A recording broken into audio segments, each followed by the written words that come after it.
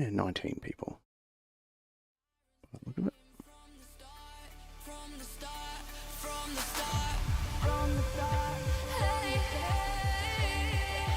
Did you hear them sirens playing? Hear them sirens playing from the start. Hey, hear them sirens playing from the start.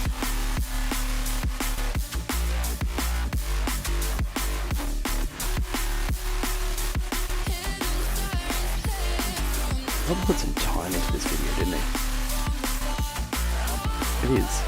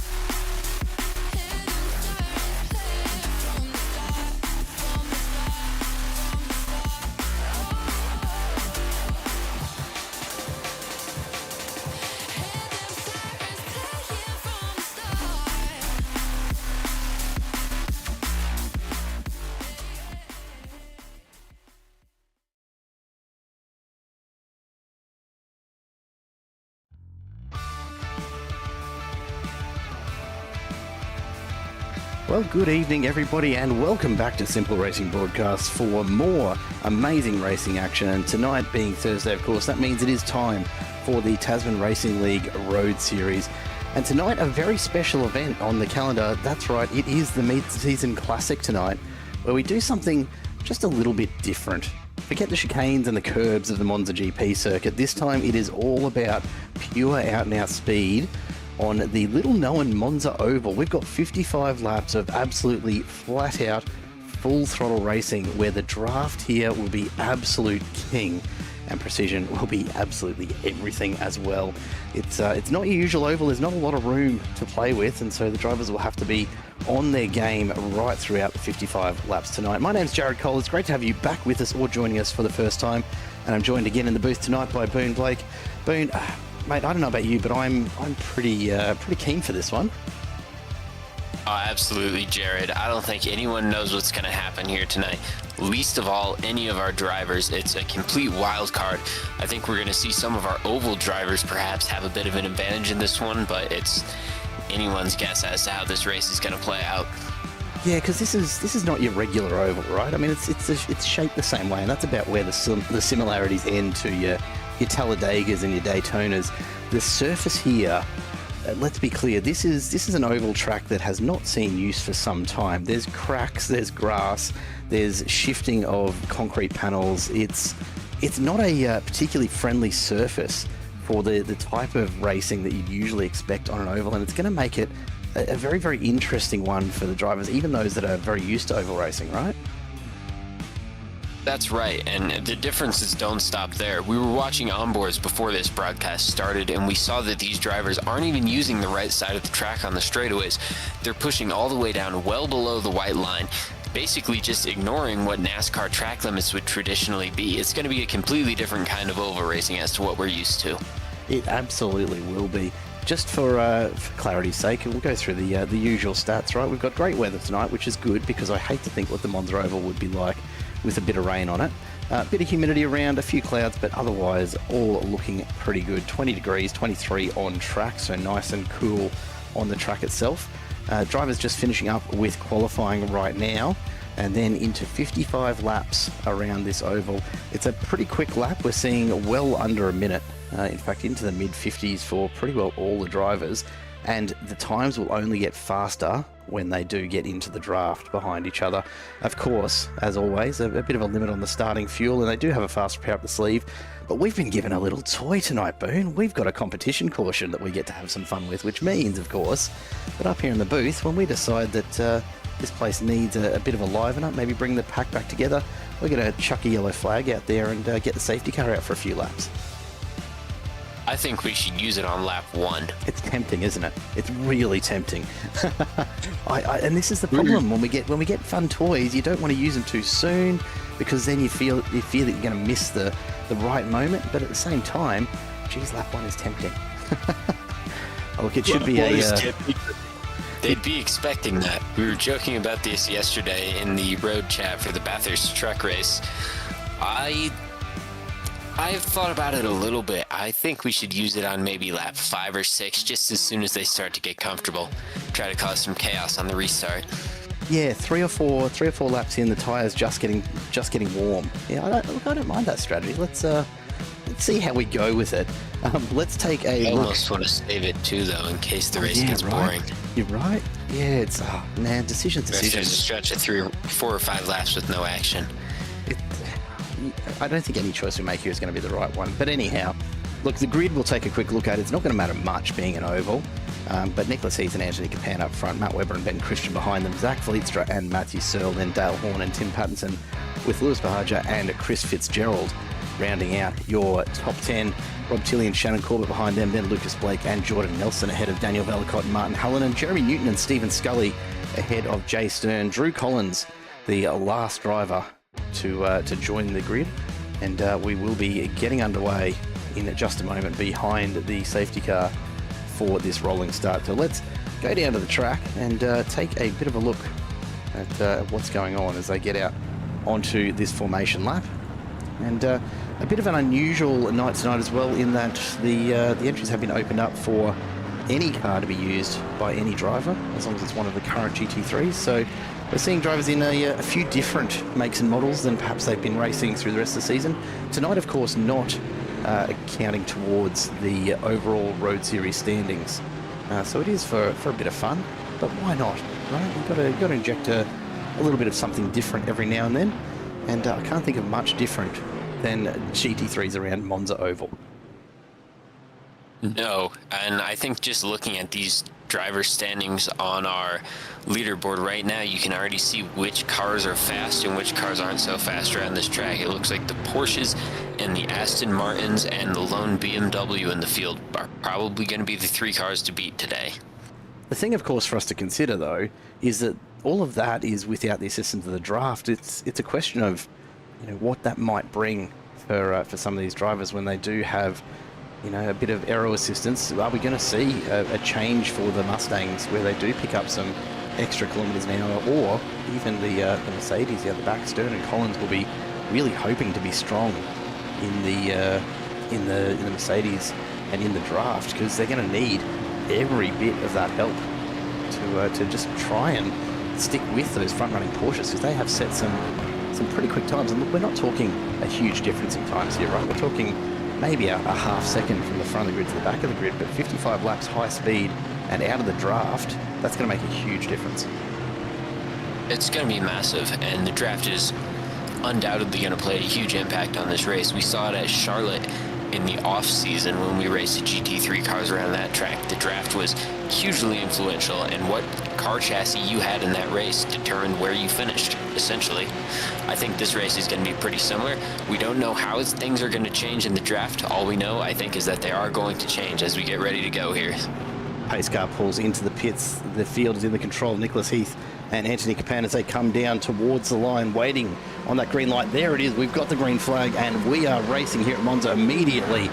Webber up the inside, jumps up into second. He's looking to make the move early, wants to get well established at the front of this pack, and here they come through the oval for the first time. We've got cars down below the yellow line, would you believe? That's a really tricky spot to try and come back up from at these sort of speeds already, but look at the Porsches go. And one thing about this track that makes it different from most of the other ovals that we'll see on our calendar is that going below the yellow line isn't necessarily as difficult to recover from as it is at a lot of tracks. The apron here is very smooth with the track. You can see these drivers sort of weaving up and down across the yellow line. It's not costing them much time. They can go below it if they have to. Yeah, and it's, look, it is a bit easier to cross that line. I don't think this track surface is easy anywhere. Yeah, though, in the Monza. We've got a big incident in the background. That's Rob Tilley that's around. Rob is on the fence. Wow. On the fence, and another crash further up through the field. Daniel Velikot's had a big slide as well. Jay Stern manages to avoid that. Rob Tilley has said in the chat before getting started, Zoolander mode engaged, only turn left. I can only assume that he kept turning left when he should have straightened out. And he has ended up very much in the wall. That brings out our first caution for the evening. Unsurprisingly, with Rob Tilley into the wall at a rate of knots. Let's go back and take another look and see what's happened there. Just a bit of contact as he gets a little bit loose out of the wall, and then a bit of a nudge there, and bang! Huge hit. Gets wedged into the catch fence. That goes in the books as the most impressive crash I think I've ever seen. I don't think I've ever seen a car balance in that way on top of the barrier. No, it was a huge one. Rob checking into the chat. There's always something new on these broadcasts. That one has made me briefly speechless. What do you even do? What do you even do when you're Rob Tilley and that happens?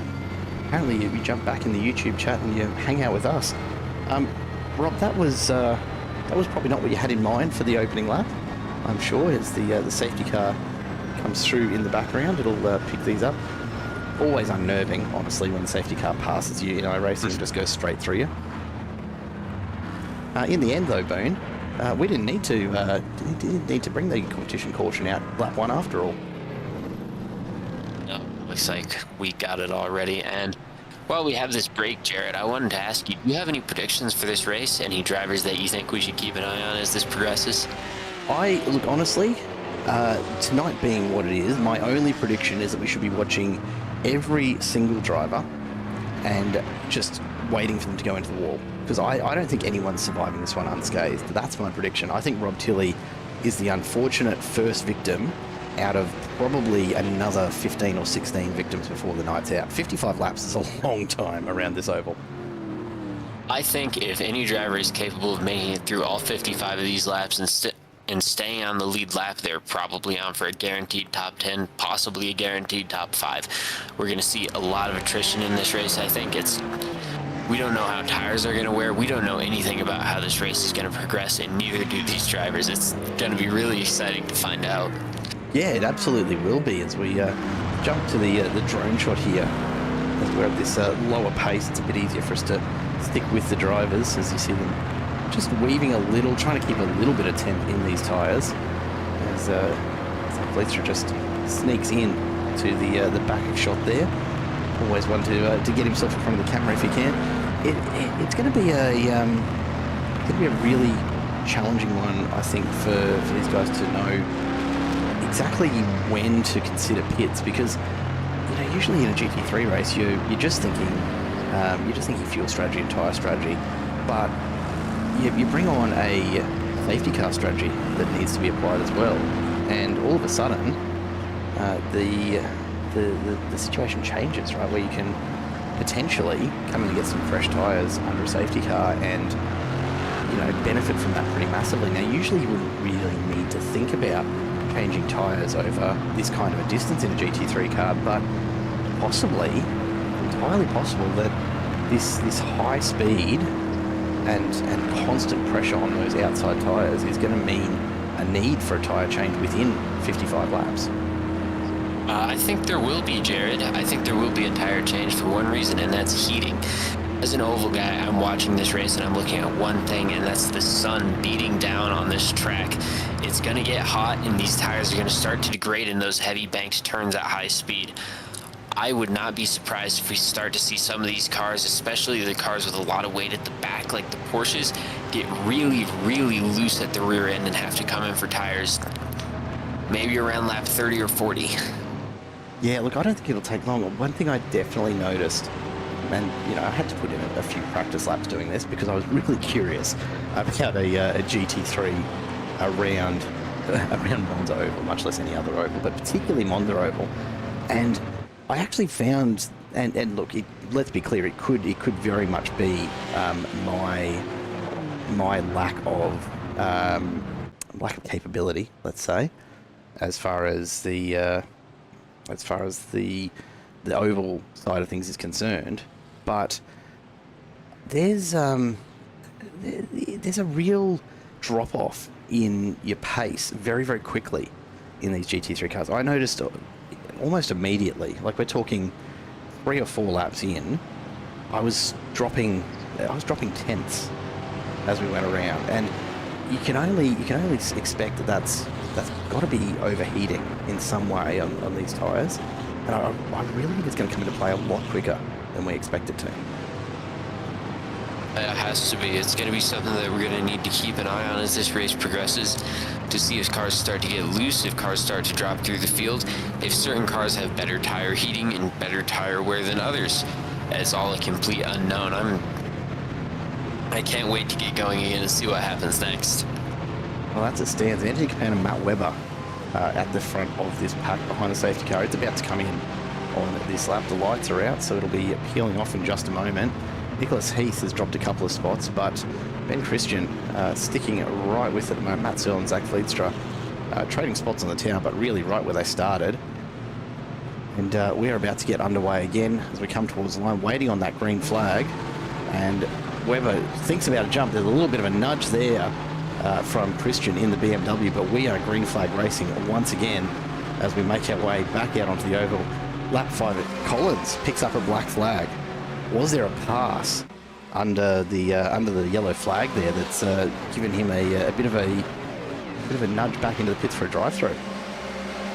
Probably just a mistake from Collins there, getting a little bit too far ahead of the car next to him on the inside or the outside.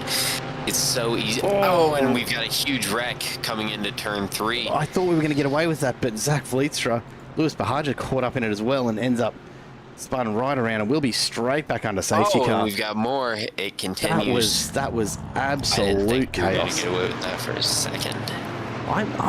My biggest concern right now, I don't think we're going to get a chance to throw the competition caution at this point if they keep this up. Oh, come on, have some optimism. They're going to figure it out. They'll figure it out.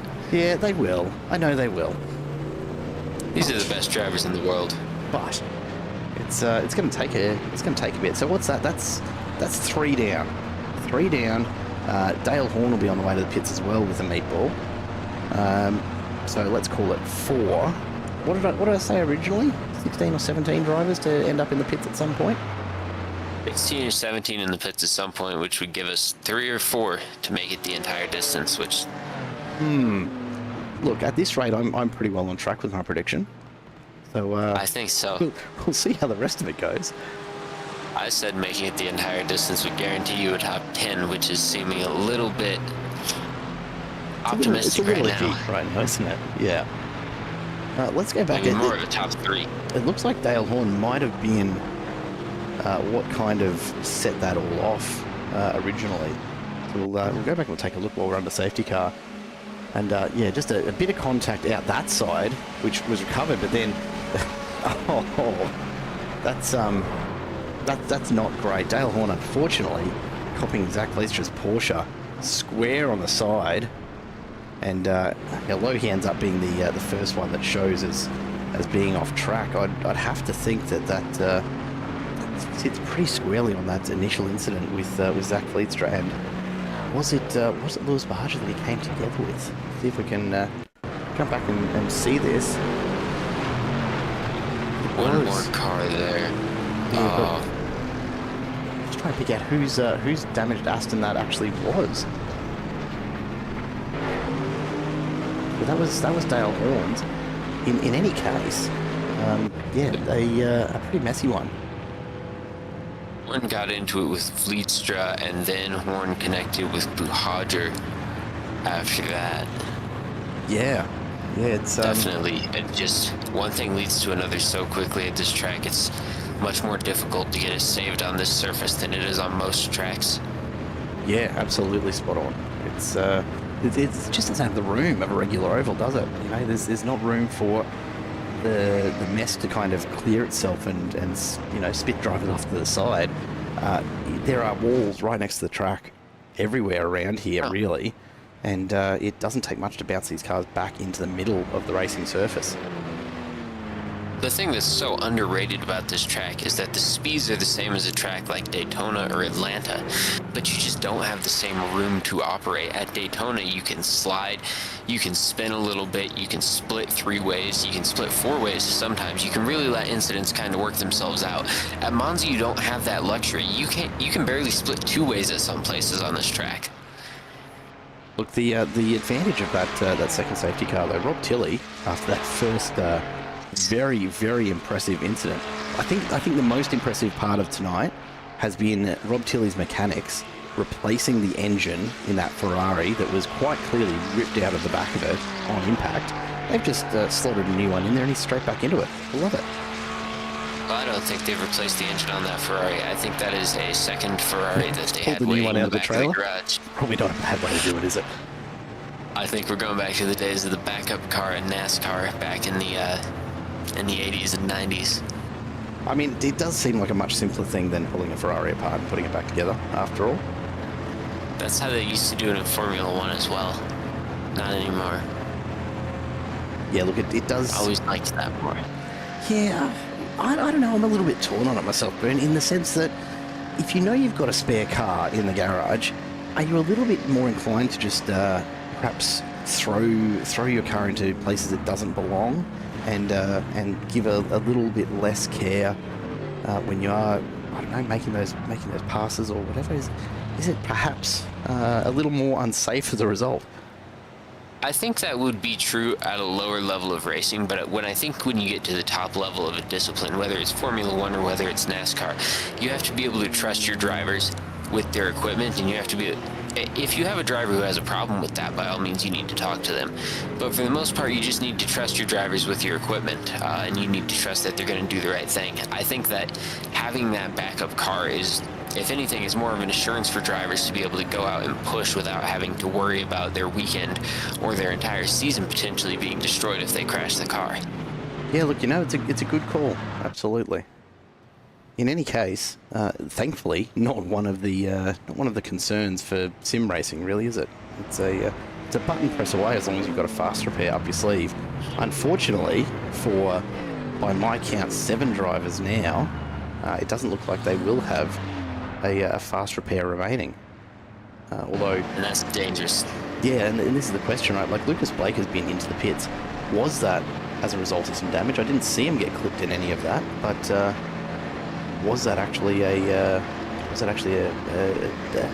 pit stop that was planned and to take on some fuel, or was it as a result of a bit of contact in that we might, just as we come around to get back up and running, it might be worth us just taking a very quick look at Blake on the way into the pits.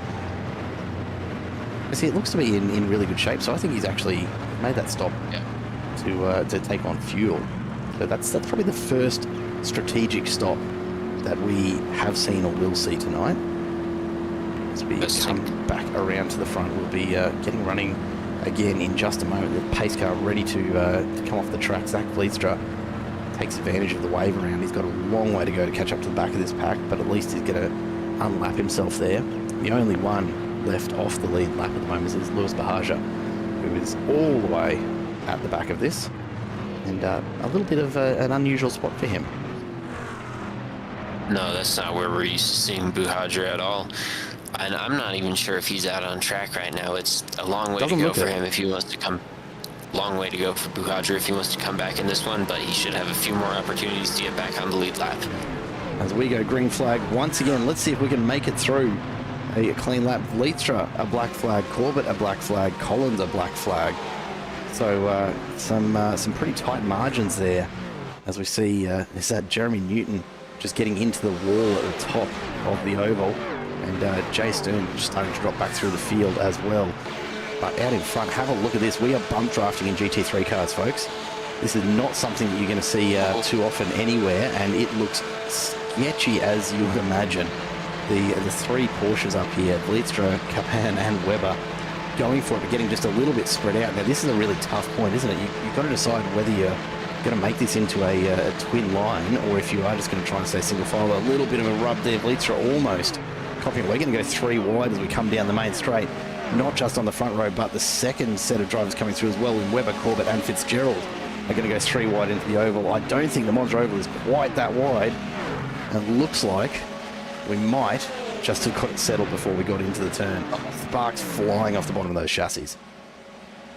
I didn't think they were all going to get through that clean. Credit to all three of those drivers at the front, especially Capan and Webber pushing hard. Capan pushed Webber to the outside a little bit coming into turn one. It looked like they might have a moment, but it's worked out well for Nicholas Heath now, effectively in the lead of this race with that black flag for Zach Vlietstra up front. Now, the interesting... Oh, there we go. Zach Vlietra's into the pit lane. Okay. I was a little concerned for a moment as to whether or not Vlietstra was aware of the black flag. Because it's certainly something I've seen a couple of times in the last few rounds, is drivers coming through and not actually realising with the new UI that they've been issued with the black flag. They're not seeing the black flag because it looks a bit different to what they used to. And oh, a big moment there, Vlietstra. No, sorry, not Vlietstra. We've got, who's that? Is that Anthony Capan that's gone into the wall? It is. I believe, yes. We are under caution again.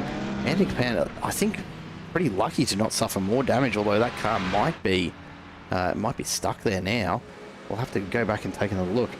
I tell you what, it gets loose so quickly here at this Monza Oval, and given how many cautions we've seen so far, I have to wonder if they're actually getting any temperature into these tyres yet, and that's gonna continue to cause issues as they try to keep the pace up, but also build the tyres up to a proper operating temp.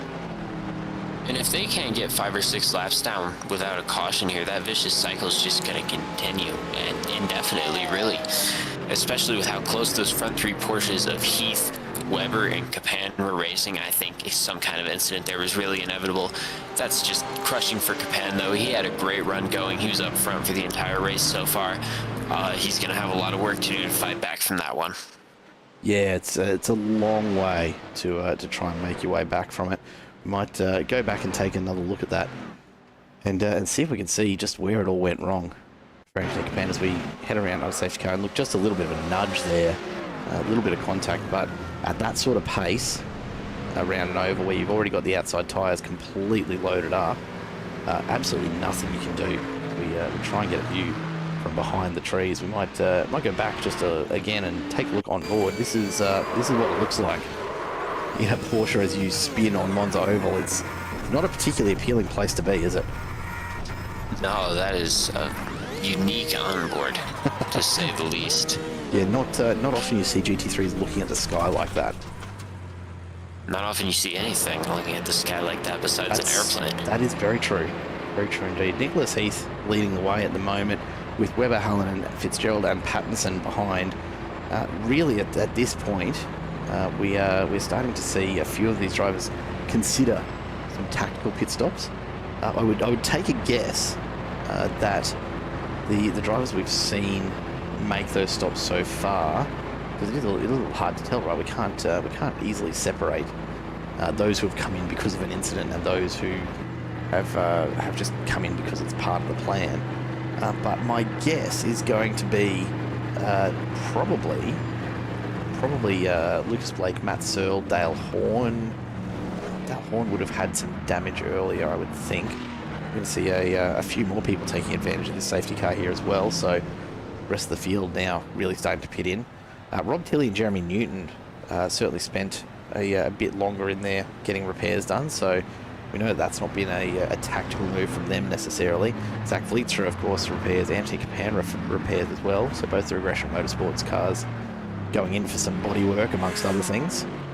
And then Jay Stern in the Mercedes, I think probably the only other driver. Ben Christian and Stephen Scully, who have moved up through the pack as well. I really am not sure that all of these drivers are going to get through this without a repair visit to the pits. So you'd almost have to wonder if that's playing into their strategy as well, Boone. It could be. It's going to be a matter of survival, but you also have to think that this lead pack's going to start to thin out as more and more drivers fall off the back. For the drivers at the front, at least, for Fitzgerald, Pattinson, and Nelson, Blake, it's going to start to become a little bit safer as time goes on. I want to go back to something you said in the pre-race, though, Jared, about the Mustangs perhaps finding a little bit of pace in the draft. They've sort of cycled back now on the pit cycle, but that certainly appeared to be true before. They've all moved up into the top 10. Yeah, and Jordan Nelson right now, look, maybe it's just the fact that he's not been into the pits and he's survived everything so far, but we happen to be looking at a very finely crafted livery on that particular Mustang. Sitting up in third at the moment. He's up 11 spots. I mean, if he can survive and time his pit stops right, this is going to play out really, really nicely for him. It is. He's got a great opportunity here. If there's another safety car that comes soon, all of these drivers who haven't stopped yet, if these safety cars continue at the current rate, they're essentially just going to have their choice of when they want to stop. If a safety car keeps coming out every 5 laps, drivers like Jordan Nelson are going to be able to stop whenever they want to, and they can control this race from the front. And that's where the strategy comes into oval racing. This is the part that, I'll be honest, I just don't have my head around. Right? I've done a smidgen of oval racing through iRacing, because why not? You go and you try this stuff out, right? But there's a whole layer of strategy to ovals that really relies on how you respond to these cautions, right? That's right, and it just absolutely can change a race on its head like no other discipline of racing. So for these drivers that haven't come in yet, and look, there's very few of them, but Fitzgerald, Pattinson, Nelson, Drew Collins as well hasn't been through bar his drive-through. What's the thought process here? What are they looking for? What is going to be the key point for them to go, okay, this is where I'm coming in and this is why? Well, I think as long as cautions continue to come out at the rate that they're coming out right now, you just want to try to take these tires for as long as you're comfortable with. Because if you can avoid going in on all of these cautions, as long as the tires stay okay, which we haven't seen any evidence of people just dropping through the field on old tires on the restart, as long as the tires seem okay on the restarts, you want to stay out as long as possible and preserve your track position. As soon as those tires start to drop off and you see the people who come in for new tires start to move through the field on the restart, though, that calculus is going to change, and I think we're going to start to see a lot of people come in for tires. I think the window on that may have been around lap 13, because that's when we saw some of our leaders. We saw Heath, we saw Weber start to come in for tires. I think these tires may be lasting about 10 to 15 laps before they start to drop off a little bit. Which is absolutely insane, considering that on a road course, you expect to get about an hour out of a set of tires, if not 2. Like, the oval is absolutely shredding them if that's the case. I'm sure the oval is shredding them, and I don't think it's all the tires. It's just going to be the right side tires, especially I think that passenger rear tire is going to be taking all the load as these drivers are pushing off the corner, especially if you're trying to hold that outside line. That passenger rear is going to be spinning a little bit, it's going to be getting super hot, and it's going to be wearing a lot faster than any of your other tires. That's the one that's going to be causing problems for these drivers. As we're about to go green flag racing, I've been looking at it for a little while and I keep forgetting to come back to it, but g'day Trackspot TV. Great to have our friends over there dropping in to check out this racing tonight. Make sure you do check them out as well, because another great broadcasting option alongside Simple Racing Broadcasters. We go green flag racing, Fitzgerald and Pattinson lead us away, and this time Anthony Capan down the back gets a black flag, as does Zach Vlietstra, but otherwise fairly clean as we get underway once again and head to the oval to see if we can survive even just a couple of laps and get some temperature into these tyres. I don't know about you, Boom, but I'm going to feel almost bad sending these guys another yellow flag at some point during this race. It doesn't mean I'm not going to. Let's be clear, I'll just feel a little bit bad about it. I'm not going to feel bad about it. I'm going to enjoy crushing their dreams as soon as they get a green flag run of like 6 laps.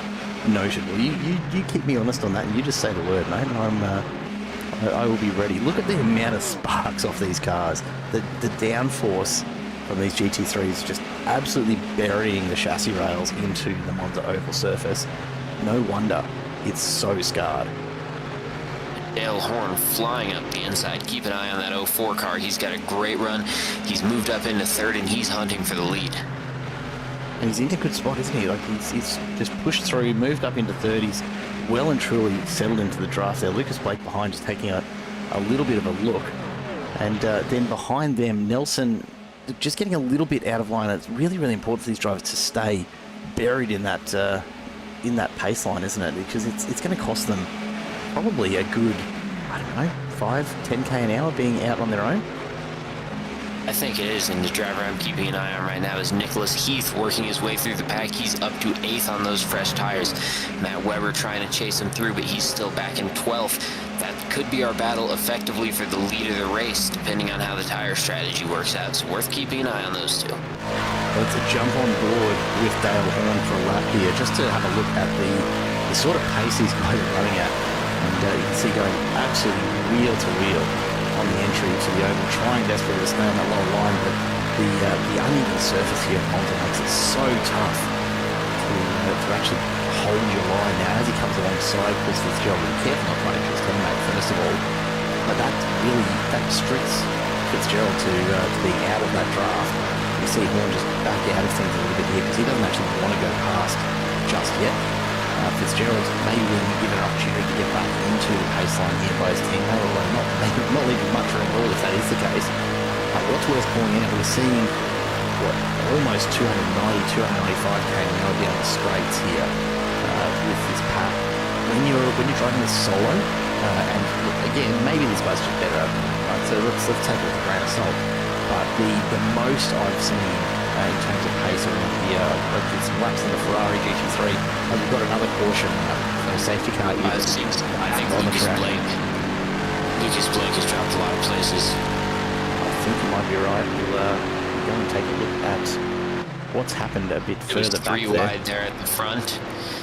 It looked like we could have some action. Fitzgerald was going to get dropped back behind Pattinson and Horn. Some big damage on the back of the... He's been on the worst of contact at the front. Yeah, Jay Stern looks like he's got a huge amount of damage on the rear end of that Valhalla Aston as well. So whether that's related, let's go back and take a look at what we missed. So Lucas Blake drops out. Oh, that's what's happened. A brief disconnection, and at that sort of speed and that kind of distance from the car in front, that is about as outstanding an example of what netcode can do to you as just about anything I've ever seen. That is purely brutal. Yeah, that's purely Lucas Blake essentially being told by iRacing, no, we thought you were here, and there was another car there at the same time, and so you are getting moved. And iRacing has decided that Lucas Blake has violated the poly exclusion principle, and he has been executed as a result. Goodbye, Lucas. Summarily executed, sent to the moon. Honestly, impressive, right? I cannot argue with the way it looks for us on the broadcast, but I tell you what, it'd be a bit disconcerting in the car, wouldn't it? Have him in for an interview, see if he's okay after breaking every bone in his body at once. Yeah, he's basically jelly at this point. Wow, that was that was a moment. That was a moment. I do want to check out our telemetry telling us here that Nicholas Heath has had an issue as well. Now I hope that's not the case, but we'll take a quick look. It may just be that he's been on the brakes. No, that's definitely not just slowing down. That is an issue. Yeah, that's definitely not just slowing down for the safety car. And gets lucky to not suffer more damage by the look of things. Now the question is, who has he made contact with, and it looks like, I reckon, probably Jeremy Newton, perhaps. Oh no, Jeremy Newton's coming past there, so there's contact before that. Just trying to see who has passed Nicholas Heath at about the right time to have potentially triggered that. Like contact under the safety car. Just unfortunate there for Nicholas Heath. Yeah, it's Very, very good run for him from the pole. He led a number of laps in this race. the good news is, realistically, probably not the last safety car, probably not the last opportunity for him to move through the field either. I don't think there's any driver who's on track within maybe 2 laps of the lead right now who is truly out of this race. I think anyone back to about Lucas Blake could still realistically maybe win this, depending on if Blake's going to get out of the pits here. He is. Well, I'm here. I don't think. G'day, Hello, Lucas. How was your trip to the moon? First of all, They are currently pouring my driver out of the car and trying to find a new one from the stands. that was pretty impressive, I'll say. I've never had anything like that happen. I didn't realize Chris was running so close to the wall. I was trying to tuck out from inside him just by like a foot so I could see what was going on, and I never even saw that barrier coming. Next thing I know, I'm in the air. It's like Talladega Nights. I'm flying through the air right now. This is not good. Did you hit a barrier? On our screen, it Yeah, just looked like a horrible net code. I hit a barrier head on at 175 miles an hour.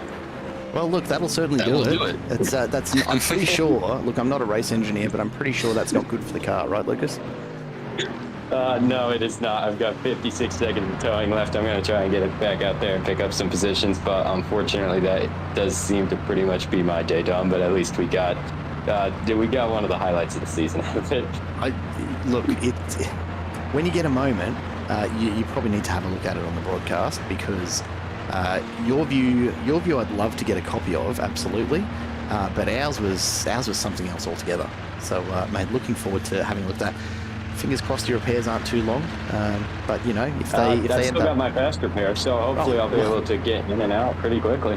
better hang on to that one, mate. I think you know you've earned the use of that this time We were around. saying, The question is, with how many cautions there still are, anyone who still has their fast repair, we were saying, isn't really truly out of it yet, so you could still have a chance to get back into this one if you can get back out there.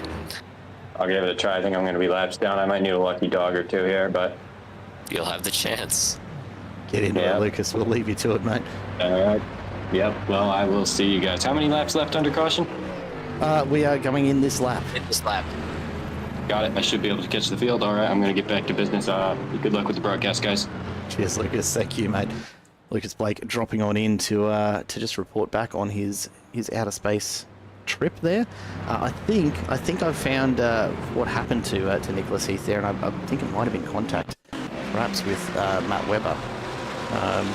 But let's have a look as Webber comes up the inside. Oh, I actually think that might have been a true netcode looked moment, That did look like net code. because that I'm not was sure if they that was could have nowhere touched near anyway, that was nowhere near as close as it should have been. Oh yeah, that's Ooh, it was going to be close either way. Look, it was definitely a close pass for sure, but there's no way that Heath's car should have reacted like that, surely, if it had cleanly detected a touch there. It looked to me like he spun completely the wrong way for it. It looked like a little bit of net code for sure, and I think there could be an argument that they were going to touch anyway, but definitely the net code did not help on that one, and it's just, we've seen a handful of incidents involving those 3 front-running Porsches already. It was Webber, Heath, and Capon, who originally looked like they were the ones who were going to have the pace to carry this race, and of those 3, it's only Webber left at the front now, 21 laps into this thing. Coming around and back onto the main straight now. We're about to go green flag racing again. I think honestly, probably worth one more look at Lucas Blake's moment. I think we kind of almost have to, really, don't we? As he comes on through, disappears from her, and reappears over near the fence somewhere. Not a happy looking car at all. and we get back underway. Dale Horn leading us out this time.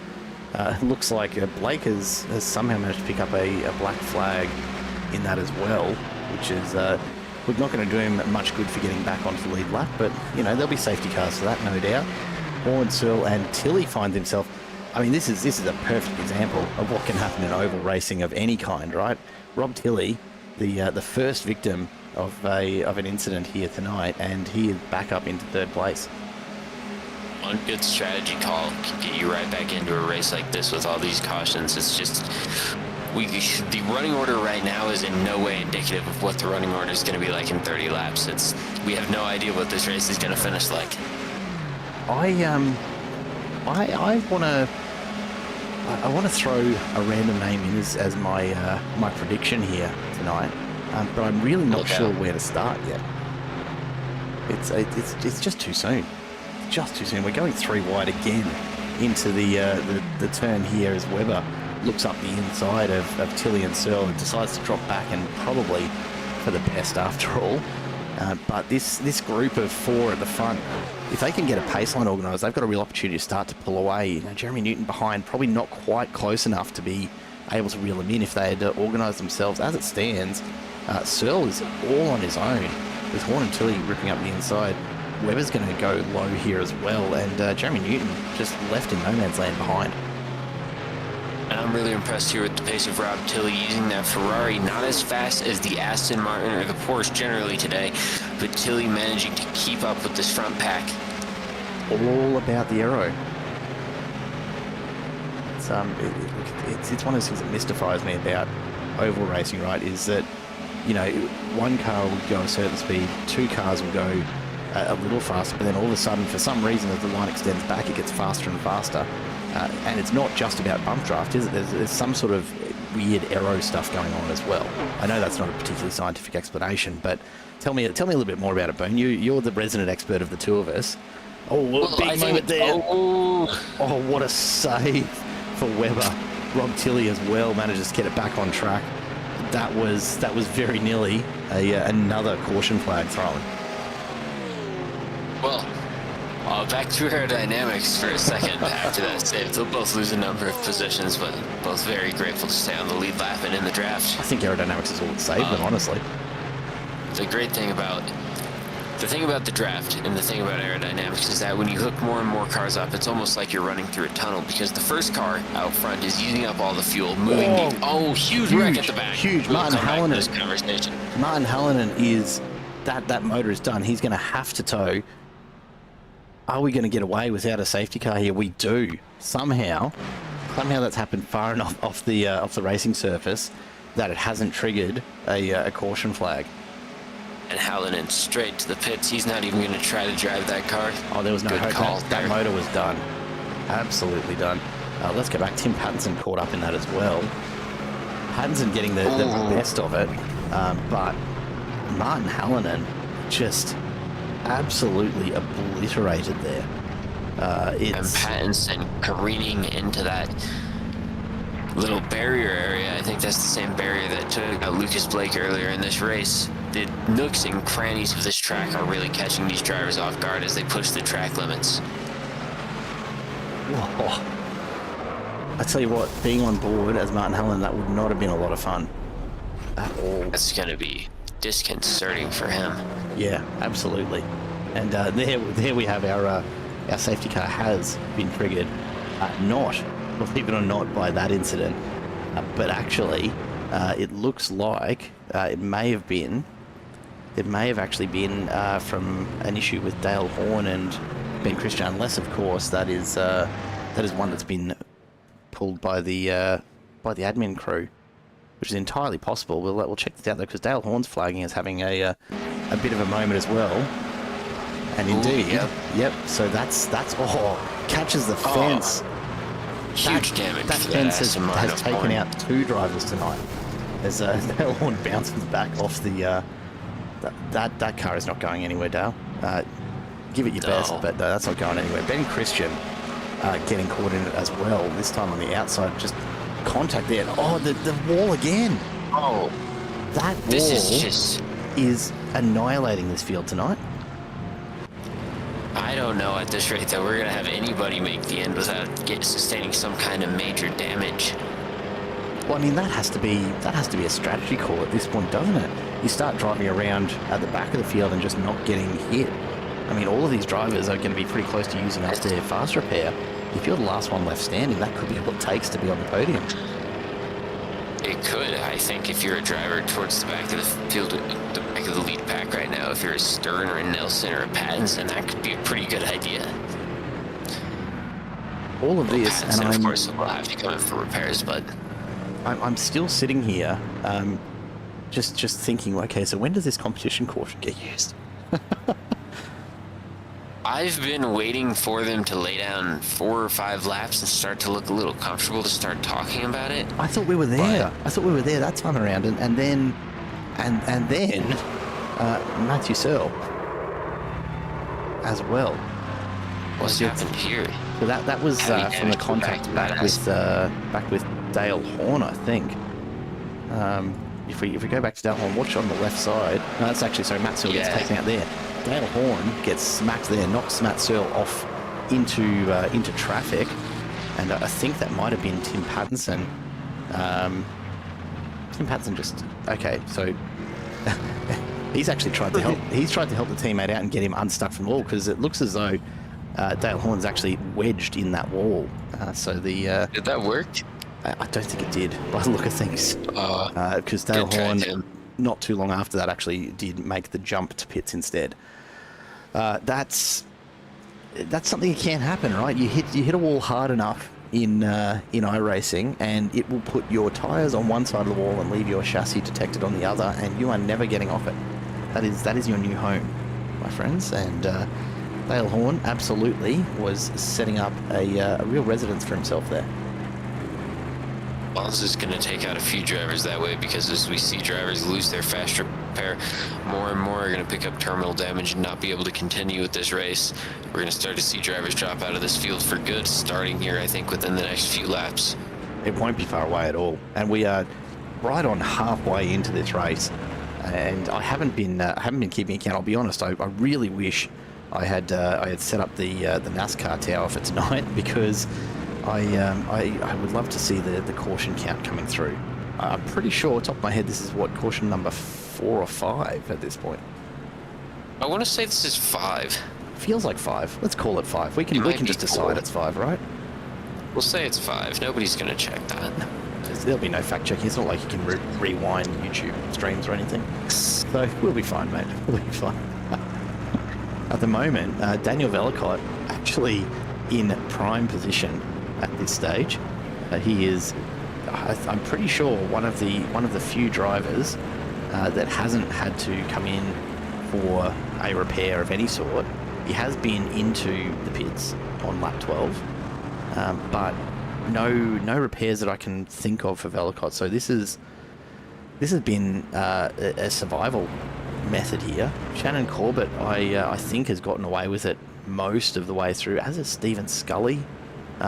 Rob Tilley somehow is sitting up in third right now. I have no idea how he's managed to do that, save from just being off the track, getting towed during some of the following chaos. He's managed to get back from being stuck in the barrier, towing to the pits, having several minutes of repairs, going laps down, getting the lucky dog, getting back to the front of the pack, having that contact with Matt Weber that moved him down the field, and now working his way back up to the second row. Rob Tilley potentially one to watch here. Yeah, I mean, maybe that first crash has, given that it's used his fast repair up. I mean, is this a case of just having to drive so cautiously that it's actually going to be what gets him home on the podium in the end? I don't think that would be a bad strategy at all. At this point, yeah. So the only problem is that I think even if you are trying to drive cautiously, there's just nowhere to go. It's such a tight track that you just can't get out of the way sometimes. So a lot of times the only way out is through.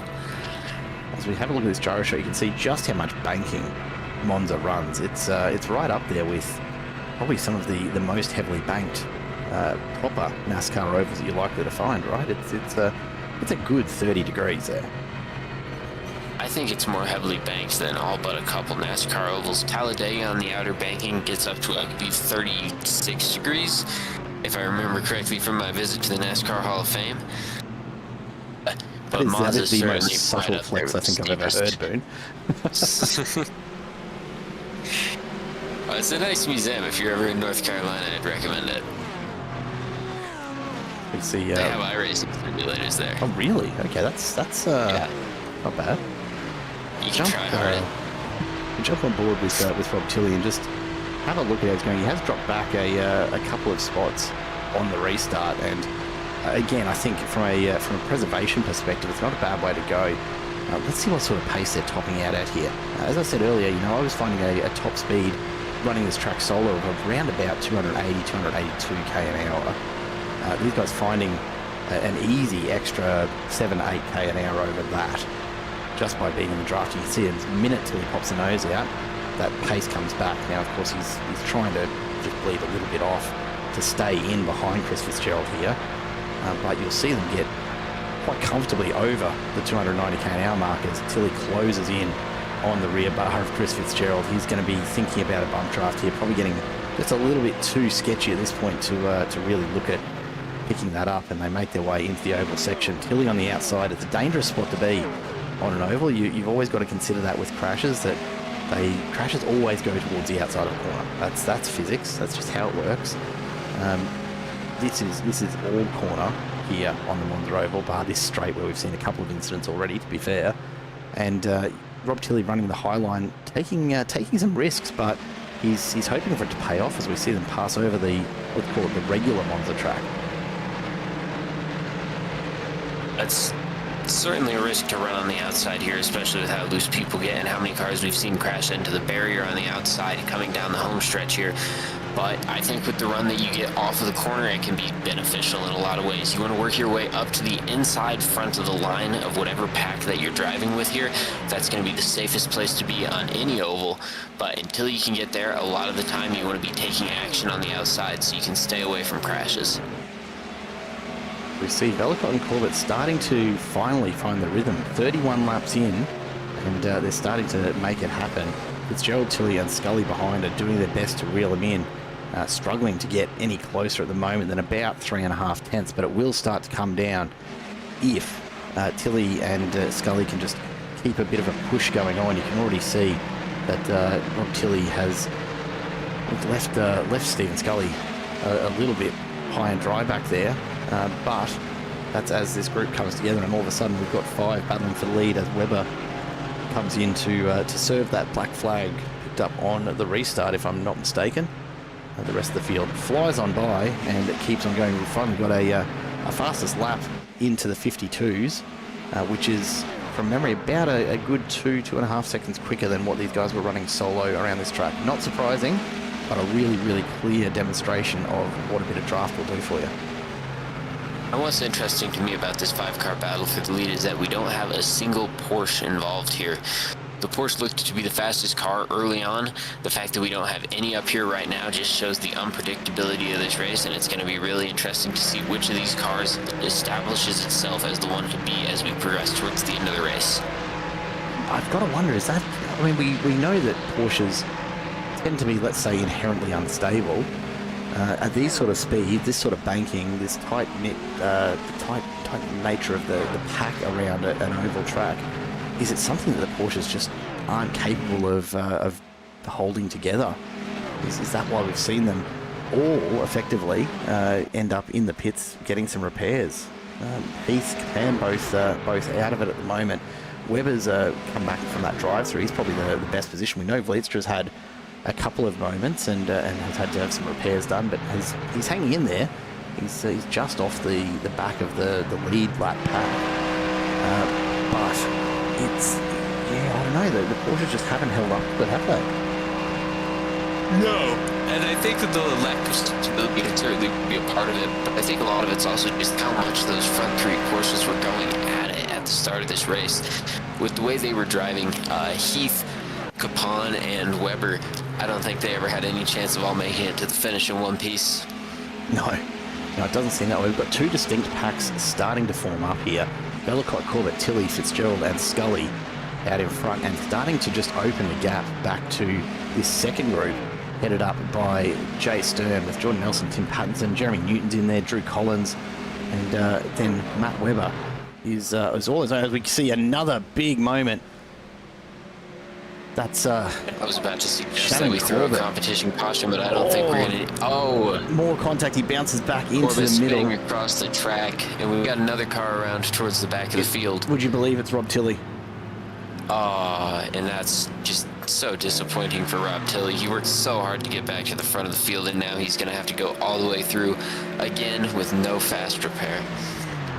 Yeah, that is rough to say the least. We might pick it up. We're going back just a little further from where that one happened. It looks as though there might have been some contact, perhaps with Stephen Scully. Look, a lot of movement. There it is.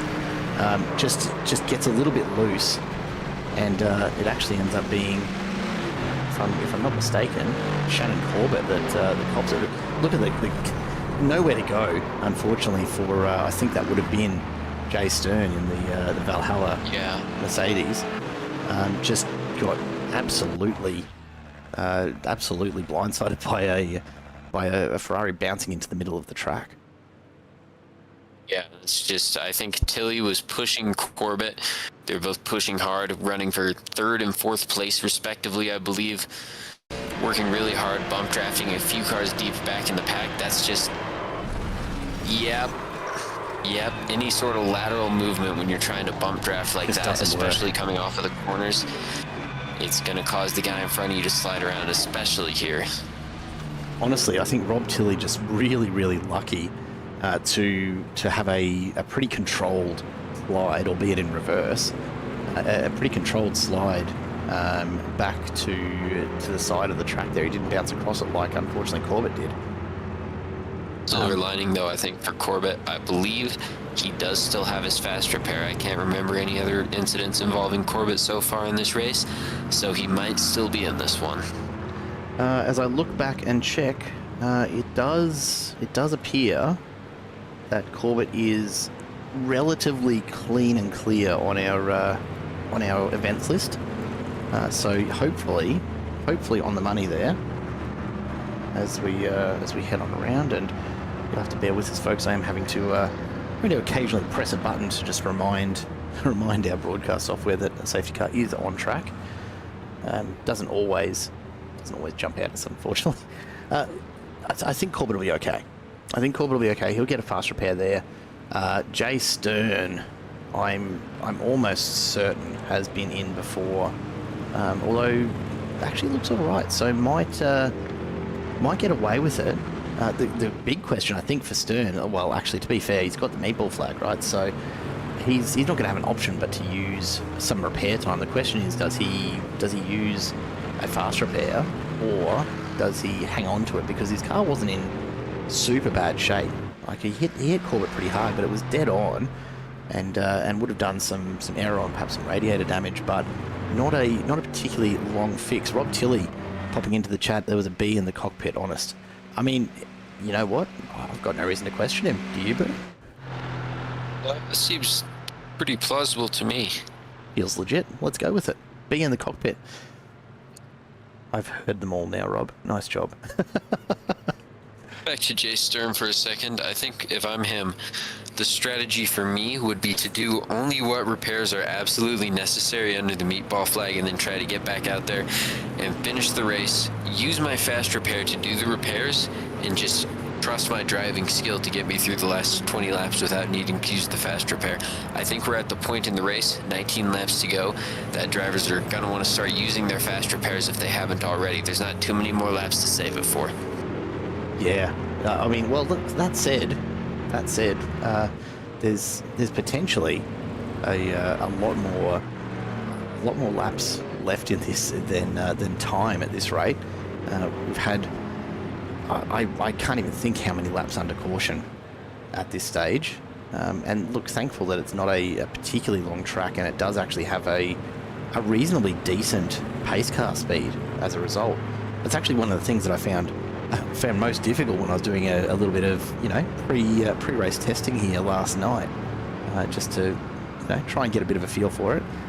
It's actually really, really hard getting down to the pit lane speed limit here on the Monza Oval, even though that speed limit is 115 odd k an hour.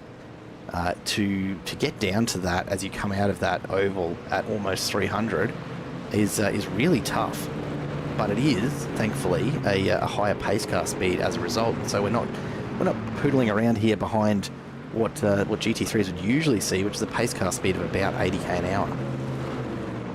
Absolutely, and I think that increased speed is where we've seen a lot of these black flags on pit exit come from for a lot of drivers today. I think more than half the field has probably picked up a penalty of some kind, either entering or exiting the pits, and I think a lot of it has to do with this high speed limit.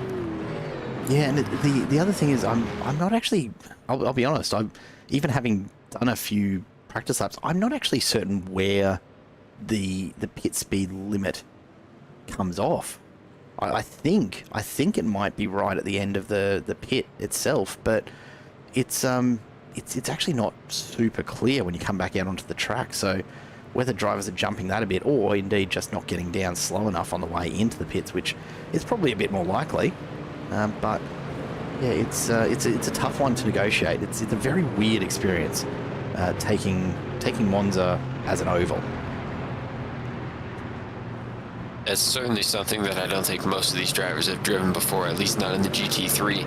It's an entirely new experience, whether you're a road driver, an oval driver, whether you've got experience in both. It's really the great equalizer, and that's why we've seen a ton of different names that you don't normally see at the top, and names that you see at the top every race, all leading this race. Some very good news though, just in case anyone was concerned, Rob Tilley confirming that he did get the B. Excellent, great job, Rob. Look, you gotta have some humour about it, Rob, because there's not a lot else that you can really do at this point after that sort of run, mate. So glad to have you along and checking out the broadcast while you wait for what I am certain is a pretty decent volume of repairs on that car in the pit bay at the moment. Stern and Tilley still sitting in the pit bays, but determined to try and see it out. By the look of things, Daniel Velikot leads us away as we get green flag racing again. Careful, Jordan Nelson is up on the high side there and alongside another car. It's not somewhere I think I'd want to be at this point. And we are getting very much into the single file very, very quickly, although as Tim Pattinson weaves it side to side, he's trying to make this a two-lane race. Dale Horan with the black flag this time, back in 15th place, 4 laps down. How? Towards the front they are still. I just don't get it. It's got to be something to do with the positioning on the restart, surely. It has to be. There's so many tracks where there's a weird pit lane rule. You have to stay to the left or the right of a certain line, and a lot of times drivers don't even know what it is, as they are certainly trying to make this a 2-lane race at the front now. Velikot starting to fall back into the field a little bit as Fitzgerald charges to the front off the outside, slides down and takes the lead. Now Pattinson coming along for the ride in the Aston Martin on the outside. The Aston Martin's looking a little bit racier than the Mustang GT3s so far. Pattinson attempting to follow Fitzgerald through. Velikot though with a run back on the inside contact. And a wreck. Stephen Scully, I almost saw it coming from Matt Webber.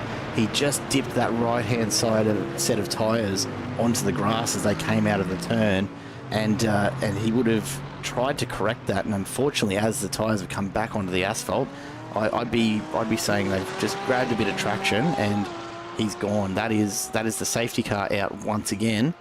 It does look as though everyone survived it, but it's going to be the more time spent behind the iRacing pace car.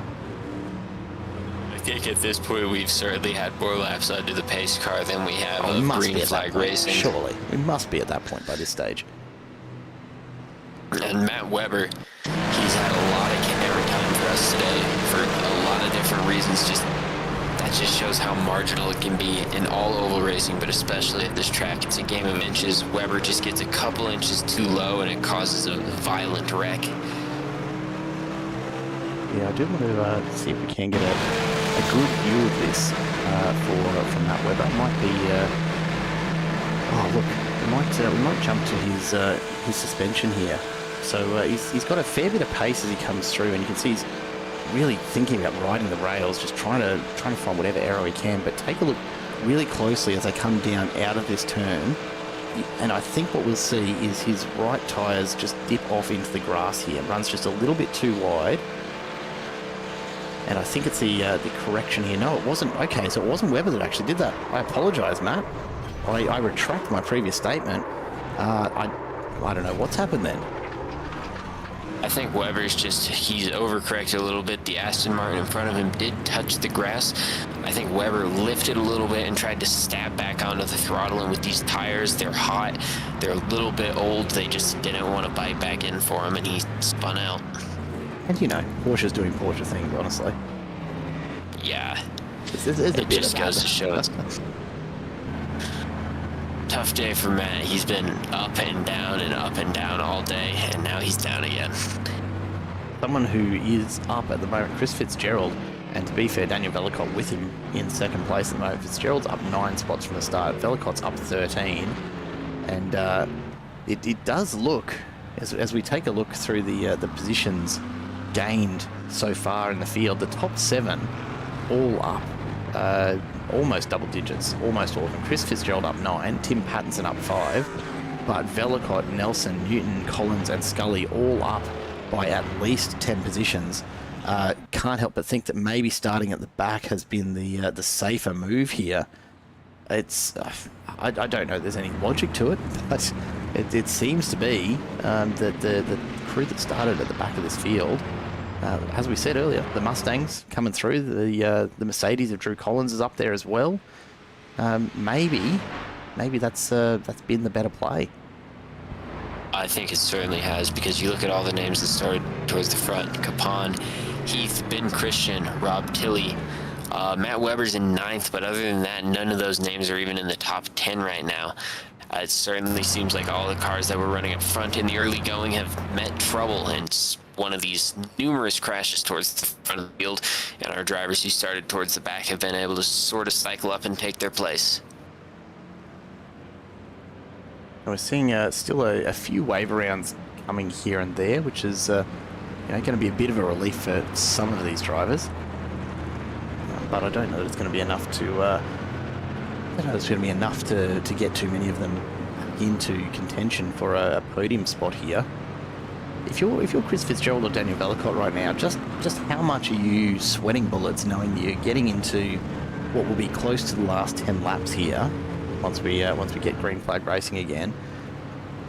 You've got to be feeling the pressure, knowing that you've found yourself at the front end of this race, and everyone's going to be charging at you from behind, and you're not going to be able to do a whole lot about it because you're the one who's opening the hole in the air for everybody. You start to think about it for sure, but Vellacott and Fitzgerald have been able to get great runs the entire time they've been at the entire time they've been at the front. They've been able to drive away from the field. Vellacott especially has been incredibly racy on the restarts, and I wouldn't be too worried about it if I was them. Of course, if they get some kind of terrible restart and they drop back through the pack and then they're stuck in 10th or 12th place with 15 laps to go, right, that's a problem. But right now I wouldn't be too worried if I were them. There's a long way to go. Just trying to pick out who that was that just came charging out of the pits. That was Dale Horn. Just foot flat to the floor, trying desperately to get out ahead of the safety car. Makes it with room to spare. He's what's that? A good 8 or 9 laps down. 8 laps down, I think, on the lead lap, but he's back into it. So that is something. That said, he does appear to be carrying a black flag. Should make a difference. Shades of Lightning McQueen there from Dale Horn. I was going to say that. Did you say that 8th lap should make a difference? Is that what I heard? Yeah. Well, look, I mean, if it wasn't the 8th that's going to make the difference, then it might be the 7th or the 9th. It's honestly, anyone's still in this at this point. I don't think we've got a clear favourite, because if this has taught me nothing else, it's that you are never safe racing in a GT3 around an oval, particularly one as treacherous as the Monza Oval. It's it is not a particularly modern surface here. It's not a cars. Yeah, they're not great cars for it either. This track hasn't actually been used since the 1960s. But if we're talking the real Monza Oval, it's been out of use since the early 1960s. One of the last big official races that they had was 1957, 58. They held the Race of Two Worlds between American Indy cars and European F1 stars. So an interesting one. Just for the record, the Americans with their more consistent oval experience were the ones that came out the winners in that one. But yeah, it's not a track that's seen any use since. Well, I hate to break to everyone, but that's 60 odd years ago now. I can't imagine why, with the amount of surely fatal crashes that we've seen today. Why on earth would they have had safety concerns about this track, I wonder? I think it would be a great idea to bring modern GTs at these speeds back to this track. What could go wrong? As we come on down the back straight, once again, a big bounce there in the background from, I think it was Shannon Corbett, getting a bit loose out there. But we go through the second set of banking here. Jeremy Newton still being in this just blows my mind, honestly. He's up into fourth at the moment, and he's had a couple of repair stints. Just lucky, I think, that his repairs haven't been perhaps quite as problematic as some of the other drivers. We're coming back in. What I'm noticing here is we're not seeing drivers thinking about going 2-3 wide like we have been earlier in the race. These guys are playing it quite a bit safer, and I can't argue with the strategy. It seems to have paid off for them so far. Patton, Fitzgerald, Bellicott, Newton, all doing very, very nicely indeed at the moment, considering their start. But you can see that the movement, just a bit of bobbing and weaving, looking for, I don't know if they're looking for a brake mark, or if they're contemplating a pass, or if it's just that unsettled in the dirty air behind the car in front. What I can tell you is that Bellicott's pushing very, very hard. I think it's just that unsettled, honestly, in the dirty air, because you see a lot of movement like that sometimes on a hot track, even on a smooth racing surface like Atlanta. I can't imagine how much these cars are moving around on a track like Monza. Oh, it's still 8 or 9 cars on the lead lap here, though. There's still plenty of drivers who could win this thing. Still the possibility for 1 or 2 more cautions as we go on here. It's nowhere close to over yet with 10 laps to go. No, it's absolutely not. And I mean, the question here really, Boone, is do we throw a competition caution, or do we let this play out? Because I'm really actually kind of keen to see what's going to unfold here if we do get just a bit of an extended period of green flag racing. These guys are starting to really settle into it and find a bit of a groove. We'll see. We've still got 10 laps to decide. Fitzgerald gets a black flag, finally hits the incident limit, so he's going to have to come in for a drive-through. So just a little bit of a nudge with another car there, perhaps all it took to just bump that over. Fortunate. Yeah, I mean, it's one of those things, right? Really tough break for Fitzgerald there.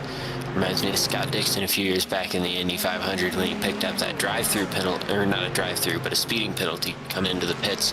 Ruined what looked like a great run late in the race for him. Obviously, it's not exactly the same situation for Fitzgerald, but it's taken him out of contention in what was shaping up to be a really great run for Fitzgerald today. I mean, is this the moment where we cheat the system? We throw the competition caution to get him back on the pack? The options are endless. I'm going drunk with the power here, Boone. I want to throw the caution if they have a green flag run with like there's contact. There's contact. That's going to be a caution. Big wreck down into the pit lane, one of the Aston Martins. I think that was Fitzgerald. That was Fitzgerald. He was on the way in, and I think it might have been Bellicott that was tucked in behind him, and maybe didn't realise he was heading to the pits. And just picked up a penalty now. Yeah, just picked it up a little bit too late. Fallen by the wayside, and it's going to be Collins, I think, in the effective lead of this race now. How have we gotten to this? The Mercedes from the back of the pack just hangs in there, and Drew Collins Valhalla Racing has survived so many incidents so far. The ones that he's been caught up in, I think, have been pretty minor, not requiring a lot of repairs, and he's going to find himself in the absolute box seat here. I'm going to try and figure out exactly what happened for Chris Fitzgerald, but I'm pretty certain that it might have actually been Stephen Scully who was tucked in behind him at the time, and just couldn't get out of the way fast enough. Steve Fitzgerald he gets on the brakes, and wow. I believe that was Velicott. It was Velicott at the front. Wreck. Honestly, though, I have to give Fitzgerald the points for that one because his dismount from wall far more useful and indeed coherent than Lucas Blake's was earlier. Yeah. Good style points there for Chris for sure, Absolutely for just driving straight off that spin into the pit lane. Let's take a look from onboard. This is what it looked like onboard Chris Fitzgerald's car as that happened. High speed, up we go. Look, And I think he still had his fast repair, so this is going to be one of the fastest pit cycles you're ever going to see. And did that even clear his penalty? it shouldn't have, but no, it hasn't. He's still got his black flag. Okay. If that had cleared his penalty, That'd be that would have something been else, good for him. I actually that would wonder, have worked out great for Chris. did he pick up a speeding penalty for that entry to pit lane as well, I wonder? I could see that happening for sure. Must have. Oh, it's rough sometimes, isn't it? Yeah. I always thought if you entered pit lane with all four wheels off the ground, you shouldn't pick up a speeding penalty because you should be classified as an airplane and not a car. Look, I think in the event that was a thing, I am sure that some drivers would find a way to exploit that and enter on their roof every time, mate. I don't know. I know what iRacers are like. They're always going to find a way to skirt the rules. It'll be Team Redline all over again. I remember Team Redline. Everyone does, and if you don't, you need to go and check that out. The controversy around Team Redline, what was only, I don't know, 6 months ago? But it was pretty big like news, longer. wasn't it? Yeah. I didn't follow it that closely, but I think if you pay a certain amount of attention to sim racing, it was impossible to not see Team Redline stuff there for a while. And apologies, folks, we do actually have the safety car coming in next lap, not this lap. So still another lap under safety car, which means that we're going to find ourselves with effectively a 5-lap sprint to the finish here. It's We're going to need to decide if we want to use this competition caution at all or let this play out. Now, run me through. So this is the thing, right? You know I'm an oval rookie here, but talk to me about how our competition caution could end up in a green-white checkered finish here, because I don't quite understand that whole concept. The only time a green-white checkered finish comes out is when you have a caution that comes with 2 or fewer laps to the finish. And so you don't have enough time to run all of your laps under yellow and still get a finish done in the race. So what you do is you do a green-white checkered finish, which means you come to the green flag, you run 1 lap, then you come to the white flag, that's 2 laps. So you do 2 laps of racing on a green-white checkered, and then you come to the checkered flag. What it essentially does is it adds an overtime period of however many extra laps you need under caution, and then 2 laps of green lap racing at the end. So we could see up to 57 laps in this one, and I'm not 100% sure how this is going to work. If we have 1 or more green-white checkers, I really have no idea what the rules of this race are set up like. For all I know, we could just go green-white checkers indefinitely if they keep wrecking, or we could just go 1 green-white checkered and then it could finish under yellow after that. I don't know, but I know for a fact we have at least 1 green-white checkered. I'm just going to park that little bit of knowledge away in the back of my head for about 3 laps time, I think, Boone. That was a very rambling way to say I don't really know what's going to happen. Who knows what the hell's going to happen, honestly. And that's the story of this race so far. Those are just the rules, though. If we have another caution come in and we don't have enough time to get all the laps done under yellow, we will have at least 1 green-white checkered finish before we go to a yellow flag finish.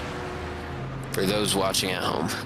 And at this point, I honestly, I think barring some massive, evil genius turn in my head, I'm inclined to let it run because it's been such a chaotic race.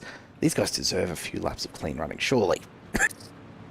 If they can put together a 5-lap run to the end here, I think we should let them have it. I would not be surprised at all to see 1 or even 2 more cautions in this race. I don't think we really need to contribute another one. I think we can make the executive decision not to throw it. I tell you what, though, I am absolutely already just full of ideas for the next Simple Racing Broadcast YouTube short that will simply be titled X Cautions, with X replaced by whatever number of cautions I go back and account in this race, because it's been a pretty busy one, to say the least. It reminds me of some races and some leagues that I used to run that we'd have in the regular season. It's been something we don't see often a lot around here. It's a lot of fun, I think. You gotta have a race like this every now and then. Yeah, honestly, I'm almost a little sad to not have jumped in on this and gotten in on the action myself. That said, I reckon there's a pretty high chance that I would have been one of the early retirements, as we've seen from Christian, Hallinan, Heath, and Buhaja as well. I'm absolutely also going to go back and check what the exact wording of what is that move? Whoa! Who was that? Was that Dale Horn? I have no idea what that move was or who it was from. It was Dale Horn. I have no idea. Bizarre. What's just happened there? Surely there wasn't a wave around. Was that? Velicott has a black flag, Fitzgerald has a black flag, Horn has a black flag, and Tilley has a black flag. And that's crushing for Velicott. That's the one that he had before that penalty, or before that yellow flag. Because you can't clear those under a safety car, right? Surely there's no way to do that. No. Look at this. The only way to clear that is by coming in. It's packed in the back straight. We're going 2 and 3 wide again. So clearly they've learned nothing from the chaos of the first 51 laps. We're going for it here, guys. This is absolutely the racer mindset. It doesn't matter what we're seeing so far. Everyone in this top 7 or 8 cars sees a chance to win right now. There goes Velicott to clear that one, as does Fitzgerald. Dale Horn is continuing. You can see him just tagging the fence in front of this group. I wonder if this is some kind of bizarre strategy play from Horn to somehow, I've got no idea how he's going to unlap himself 5 laps. Or is he just... He's made up 3. Is he just coming out of the pits from that last repair? I'm still trying to wrap my head around it, honestly. Meanwhile, what we're seeing here... Yeah, I'm trying to decipher that one. Probably not a bad idea, just for your own sanity, if nothing else. Jeremy Newton's in this, Shannon Corbett as well. Webber has taken his Porsche right back up towards the front of the field, but the real story, and probably, honestly, the likely winner, if he can hold on and they stay green here, is Collins out in front at the moment with a bit of a gap to play with. Right now, he is alongside Dale Horn. But that gap for Collins is just disintegrating. He's out of the draft. Everyone else is reeling him in at a rapid rate. He's lost a half a second while we've been talking about it. It's going to be a struggle for him to hook back onto the back of this pack and try to make a run through. He's almost going to want them to catch him as quickly as possible so he has as much time as possible to work back through it. Oh, that was you got to put that down to the surface here at Monza, honestly. It's so bouncy. In this position for Drew Collins, I would not want to be in his shoes right now. No, not at all. That said, probably there's contact and Horn sideways. Collins gets through somehow. Horn bounces back across the track. Wow, that will be... That's going to be a green white checkered. And I do believe that means we're going to bring a green white checkered finish to this race. Dale Horn is somehow going to limp that into the pits after that moment. And right now, out of nowhere, because I don't think we've seen a great deal of him since getting caught up in one of the very first incidents. But Matt Searle is sitting in the lead of this race, just ahead of Matt Webber. Drew Collins, how he survived that, I have absolutely no idea, but he's managed to do it just loot. That was next level. It was. And Jared, what are the odds of this? It's after such an unpredictable race with so many different race leaders, the two cars at the front for this final restart are going to be our Season 0 champion and our current Season 1 points leader. Finally, the chances of that, cream of the crop rising to the top at the very end here. Is that what we're calling this? Is it?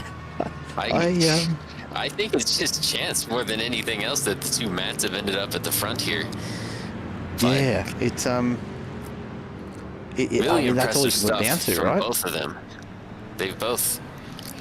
I mean, just look at the damage on the Porsche of Webber and Searle. We hadn't seen much of him at all since the very early going of this race. He's had a very quiet run back through the field. Very, very strong effort from both of them.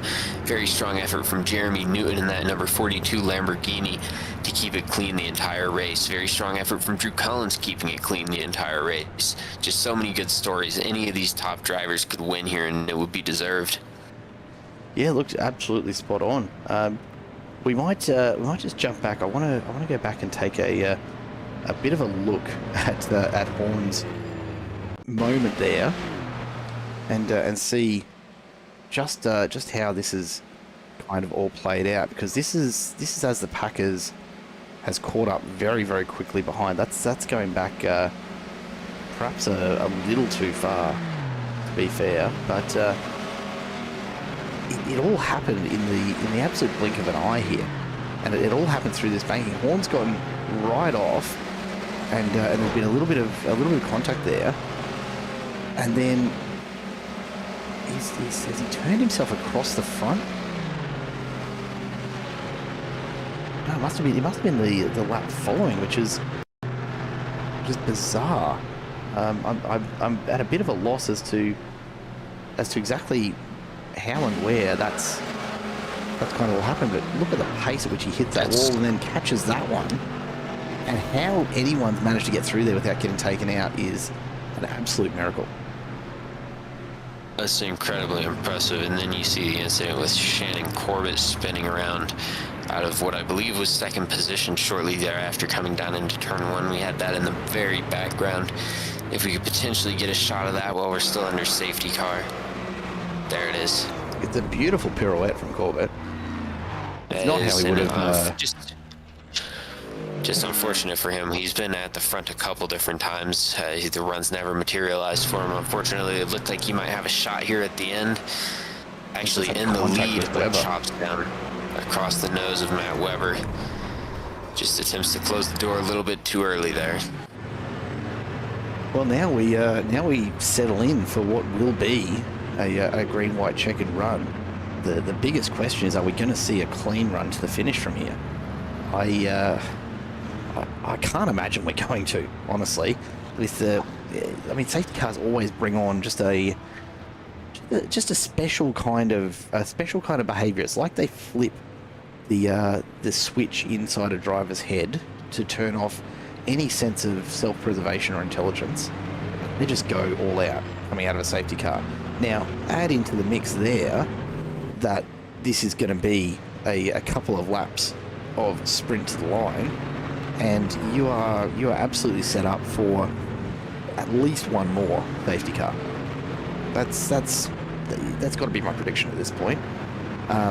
Whether it will be the front of the pack that comes together or the back of the pack, I have no idea.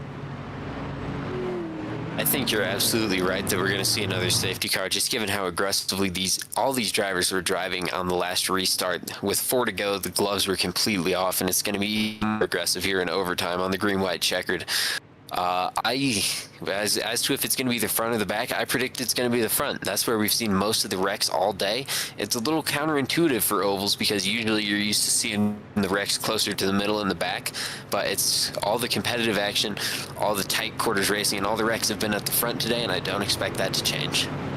No, I tend to agree, and just in anticipation of that, I think what we might do is let's go aboard here with Daniel Velicott and just take a bit of a look forward from his perspective, because I reckon what we're going to see here is an absolute bird's eye view of that front group of 4 barely making it into the turn at the other end of that main straight before coming together.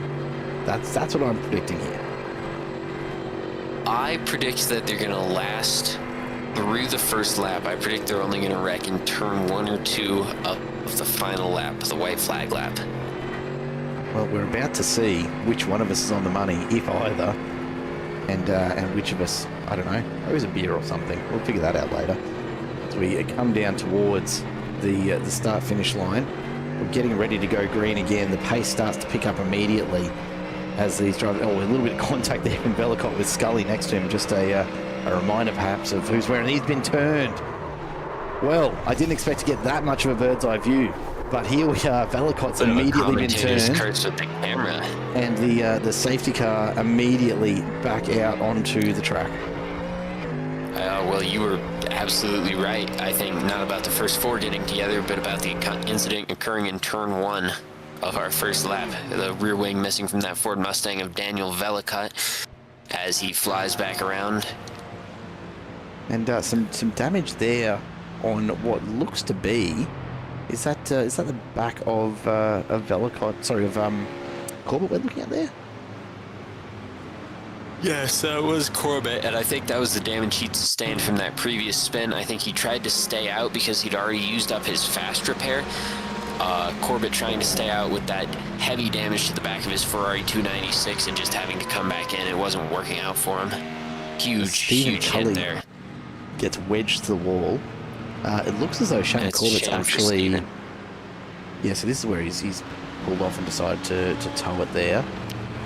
Clearly just not enough left in it. Making an effort there, but missing the entire back of the car. No rear downforce at all. It's going to be a nightmare to drive. Probably the right call there.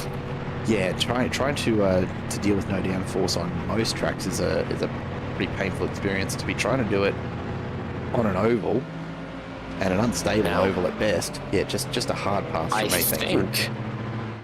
I'm not sure what's going to happen here, viewers. I believe we're either going to go to a second green, white checkered finish, or there's a possibility. I'm not sure. We could be finishing under yellow here, in which case Matt Weber could be your race winner.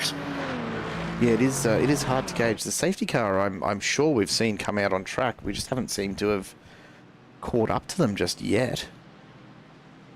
So whether that means we are continuing, it does look like we might be finishing under yellow, I suspect. Just based on the lap count not increasing from iRacing, that tends to mean that we are... That's what I was looking at. We're seeing that we did get the white flag last time around, so that suggests to me that we're gonna finish this one under yellow, and it's probably not the way Matt Weber would like to win it, but he certainly won't argue with it because it means that he's survived, and that in itself is something. Okay, a little bit special considering what we've seen here tonight. As he comes down the main straight, will he receive the checkered flag here, or will we be continuing? No, that is it. We have confirmation. That is the checkered flag on the way across. Now Tim Pattinson, unfortunately, carries the black flag across the line without the opportunity to clear it, as does Velicott and Nelson. So they're going to be, well, actually Velicott's gone into the pit lane, so he's going to try and clear it. But it means they will drop down through the order. But Matt Weber, after all of that madness, takes the win under yellow, as we see Lucas Blake desperate to get in some clear running for a little while. I think he's just going to take off and run a lap around at full pace just to remember what it feels like. That was a pretty intense 55 laps plus a few. It was, and for all the sights that we saw in this race that we've never seen before, it's a familiar sight at the end. Matt Weber once again takes the race win. I mean, you've got to be glad this isn't for points, right? You've got to be glad this isn't for points tonight. you've got to be glad, but you've also just got to be impressed with the drive that Webber put in today. Look at the damage on that Porsche 911. He was up and down the field multiple times. He was running up front early, involved in a couple early wrecks with the other Porsches leading the pack, fell back down, had to work his way all the way through, survived a couple late restarts, and then ended up winning the race under yellow. A really, really eventful one for Matt Webber, and one that I'm sure he'll feel good about. Yeah, undoubtedly. The official results as they have come through, Matt Webber takes the win ahead of Matt Searle, then Jeremy Newton and Drew Collins ahead of Zach Vlietstra. Chris Fitzgerald, Tim Pattinson and Daniel Vellacott, the last of the drivers to finish on the lead lap, and then an absolute multitude of various finishing points throughout the remainder of our 20 drivers tonight. It's been a very interesting result here tonight. That is for certain. As the drivers have been through what must be surely the most yellow flags they've ever come up against, and I think the easiest way to figure that out is probably just to ask them directly. Honestly, we'll start with our winner tonight, Matt Webber. Matt, welcome back to the booth, mate. Probably not how you had ideally expected to take the win here tonight, but take it nonetheless, I guess. Mate, feels a bit like a Bradbury. I had a massive spin. I don't even know how the car drove well after that. I don't know if you saw that on the footage, but I spun like 5 times and tagged every panel, and then I sort of come back on the gears and it sort of drove straight. I'm like, how is that possible? Well, maybe the answer here is if you beat a Porsche up enough, it finally stops trying to kill you. That could be the answer. I don't know. Look, from our point of view, a chaotic event this evening. How was it on track for you? Yeah, I've never done any of that sort of racing before. This is the first oval race I think I've ever had. And I chose the Porker. I don't even know why. I thought I did it up as an Italian stallion just for a bit of fun. But I must say, apologies to Nicholas. I tagged him on that flying car incident and just put him out, I think. So sorry for that, Nicholas. Look, I think based on the number of yellow flags that followed that, I don't know that he'd necessarily be super disappointed to have not been caught up in probably another one or two. So look for the silver lining or something like that. Matt, congrats on the result. It's almost a shame for you that they don't count towards the overall championship, but good fun nonetheless. And mate, thanks for being a part of it. Yeah, thanks, mate. Had a ball, something different, so it's always cool to race around in a circle once in a blue moon. Good to hear. Matt Webber takes the win. Matthew Searle joins us in the booth as well. Matt, you had a bit more of a challenging run there as well than you were probably planning on, but came good in the end. Yeah, I got caught up in an incident where I ended up a lap down. I had to go in, use my fast repair, and I got the lucky dog. And then, that last sort of incident, I just sort of saw it unfolding, went to the inside and passed about 4 other cars that had slowed down for it, and just, kept the foot in and managed to end up in second. Well, I mean, it's all it takes, right? Is surviving on a track like this sometimes is enough to pick up a whole bunch of spots. Tell us a little bit about the track surface. I went out and did a few laps on this last night and found it was pretty tricky to say the least, running it solo. What sort of extra challenge does a place like the Monza Oval add to racing in a pack like this? Compared to like a super speedway like Talladega or Daytona, it's very, very bumpy. I sort of found that when you are bump drafting in these GT3s, it's a lot more forgiving than in a stock car. There's just a lot more grip, but still, it's very, very narrow, very bumpy, white knuckle ride the entire time. Well, mate, I hope you enjoyed it at least. Was it good fun? Because it looked like fun from up here. Oh, it was great fun. Absolutely. Can't wait to do it again. Good stuff. I think that's a call for an end-season classic, perhaps, after the final round. And if that's going to happen, I'm going to have to chat to Lucas about making sure I'm in on it, because it looked like a huge amount of fun from up here in the booth. Thanks for dropping by, Matt, and congrats on P2 tonight, even if it is, for bragging rights only. Well, that's why we do it, for bragging rights. But no, thank you. Matt Searle takes out second position, and a man who seemed to survive far more often tonight than we probably expected him to. was none other than Jeremy Newton. Jeremy, you're here. You survived that 55 laps plus a couple. Did you expect to finish on the podium? Barely expected to finish at all, actually. Well, I mean, that's a win then. That's compared to the expectations. I suppose that's probably not a bad approach to take with somewhere like Monza Oval. Set the expectations low, and you end up pretty happy with any result, don't you? Yeah, I would have been happier with the race ending under a green flag, but it is what it is. Yeah, we were actually talking green-white checkered probably about 10 laps out, I think, from the end, Boone. Yeah, we didn't know what was going to happen. We thought we weren't even sure what the green-white checker procedure was. We knew about as much about it as you guys did. So look, in the end, probably a bit of an anticlimactic finish to what was a pretty dramatic 55 laps. But for you, Jeremy, what was the high point from tonight's racing? Yeah. Honestly, just like, I mean, it was fairly good to see most of the blokes being clean, especially as fast as what we were going, all in a relatively straight line. I won't say we were always all in a straight line, but yeah, I mean, it was clear a lot of these blokes haven't done oval racing before, and I mean, I guess that's why we're here. And to be honest with you, I did actually enjoy it. There was a lot more yellows than what I thought, but also a lot more people finishing than what I thought. So. Swings and roundabouts then, I suppose, mate. Look, congratulations on the result and surviving amongst all of that as well. Hope it was great fun for everybody out on track despite all of the yellow flags. From your perspective, do we do this again? Do we see another one at the end of the season? What do you reckon? Yeah, I think we do, but I think we banned the Porsche because that thing was terribly fast in a straight line. Well, look, yeah. Aside from Matt Webber, I'm not going to say that it didn't also have a habit of killing anyone behind the wheel as well. So maybe that's the trade-off. I don't know, mate. Look, great to see you out there and great to see you get through and finish up on the podium. Congrats on making it through, mate. Yeah, awesome, great race, fellas. Thank you.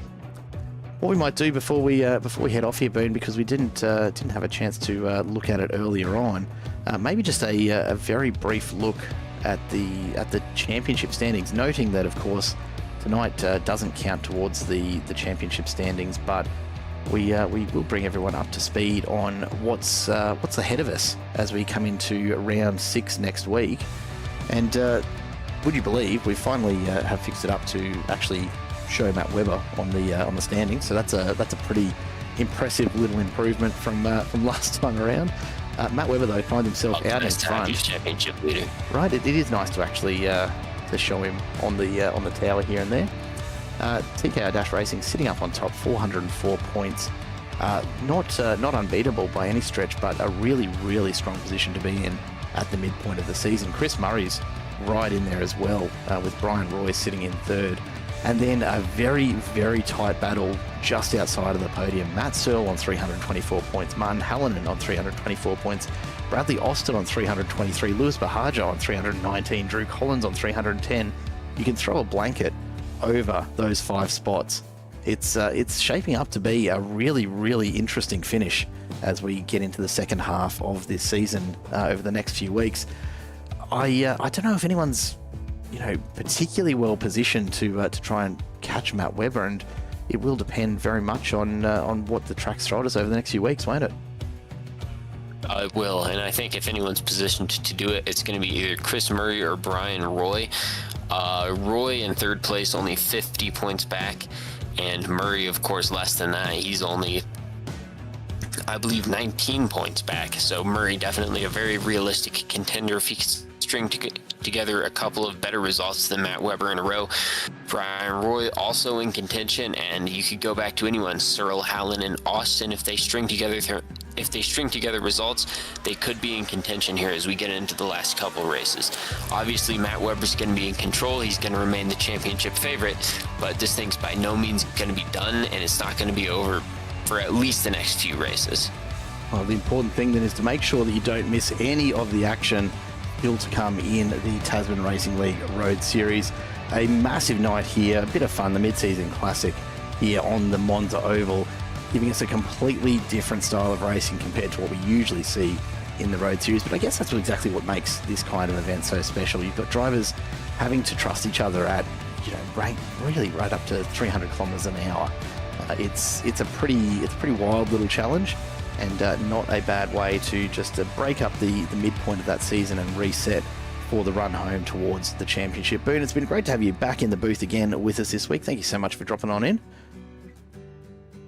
Thanks, Jared. I really appreciate it. It's been a pleasure, as always, to watch along. This is one of the most fun races that I've had the chance to watch and to commentate, and I'm looking forward to doing it again next week.